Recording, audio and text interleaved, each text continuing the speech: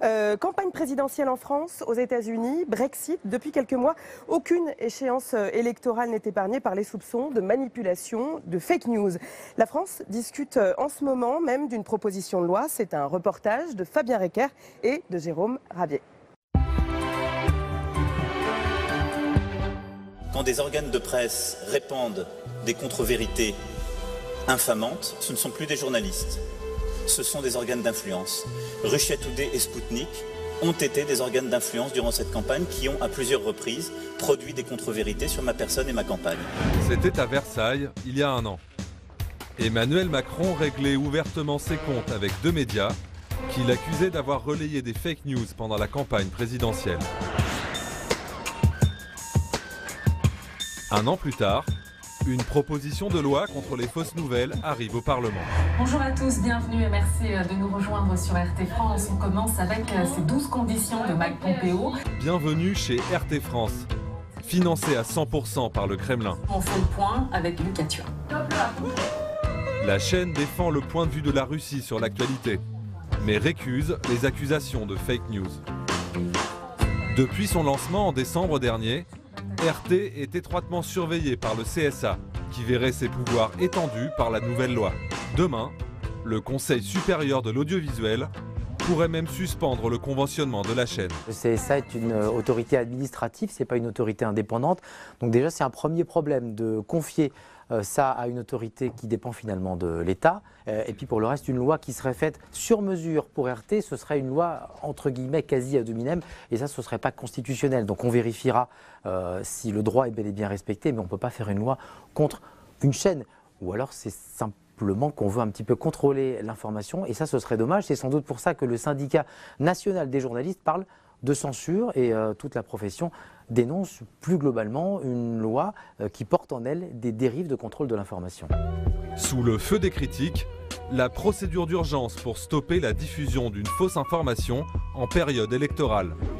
Un juge aurait alors 48 heures pour déterminer si une information est fausse. Le texte exige aussi plus de transparence de la part des plateformes numériques. Selon Reporters sans frontières, si l'intention est bonne, elle comporte néanmoins un risque.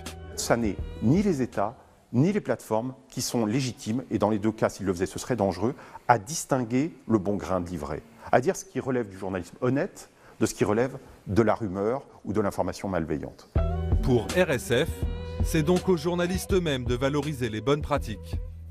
Mais pour un collège d'experts missionné par la Commission européenne, cela doit s'accompagner d'une éducation aux médias.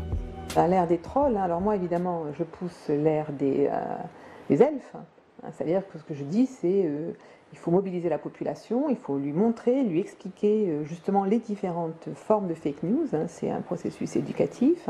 L'éducation aux médias c'est une forme d'autorégulation, c'est sans doute le meilleur filtre.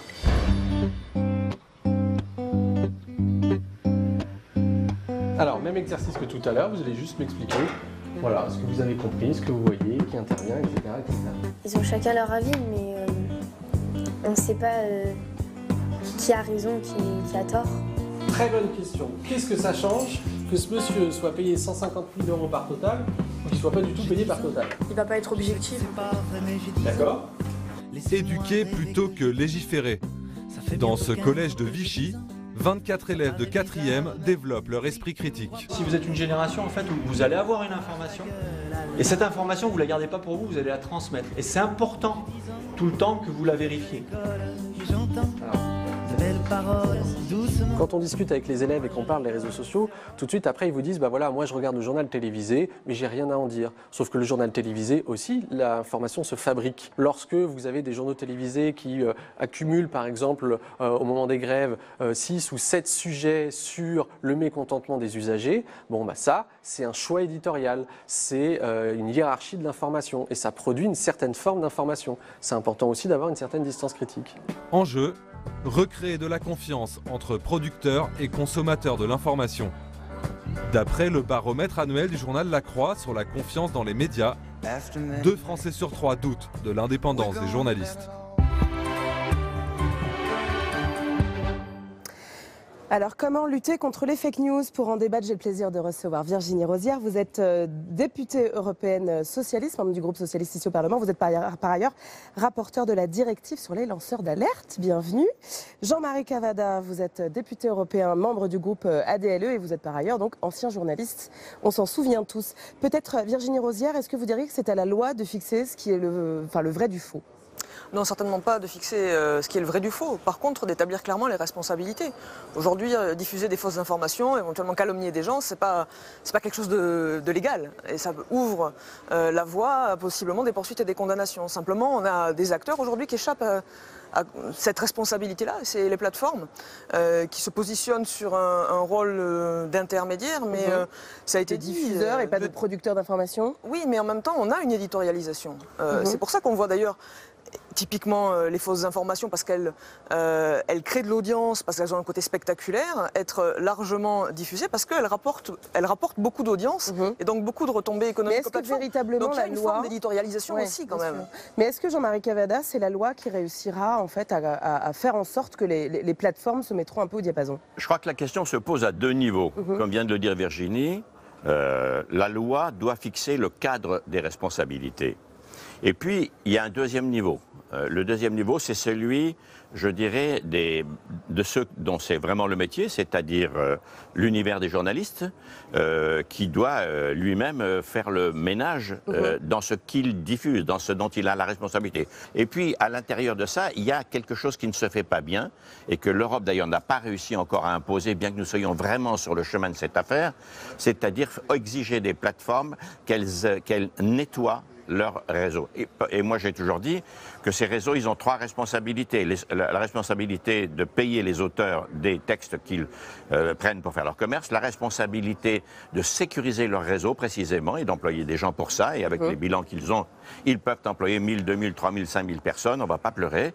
Et l'autre responsabilité, elle est fiscale. Donc la loi comme cadre, et les acteurs professionnels à l'intérieur. J'entends, pour autant, il y a des puissances qu'on dit déstabilisatrices. Après tout, est-ce que ce n'est pas une forme de censure que de ne pas entendre en fait le point de vue de la Russie, de la Chine, des États-Unis sur une thématique internationale? C'est vrai qu'on focalise sur la Russie, mais des chaînes détenues par des États et qui font un travail d'influence, c'est pas la première. Hein. On a parlé de sport pendant très longtemps. Oui, Al Jazeera pour le Qatar. On a aussi des chaînes qui sont suivies par différents publics. Donc on sait que c'est un outil d'influence, mais là, de toute façon, les différents médias sont des outils aussi d'influence. Ils sont porteurs d'un message. La neutralité en matière d'information n'existe pas. Simplement, c'est la transparence qui doit prévaloir. Savoir qui parle et d'où parlent les personnes qui émettent le message. Et ça, c'est effectivement cette obligation de transparence. Elle est nécessaire. Mais comme le disait Jean-Marie, on a aussi besoin d'avoir quand même, et c'est là où se pose la question des moyens d'action rapides, y compris dans la diffusion numérique. Aujourd'hui, la diffusion d'informations, particulièrement en période électorale, est très encadrée. On peut obtenir justement le retrait et la correction des formations. Les plateformes. Mais ça n'est pas encore le cas dans l'univers numérique en général, plateforme ou autre. Et c'est vrai que là-dessus, il y a peut-être effectivement un manque à... Quelque chose à faire. Jean-Marie Cavada. Moi, je refuse cette question de voir les choses que vous reflétez à travers votre propre questionnement. Il ne s'agit pas de censurer.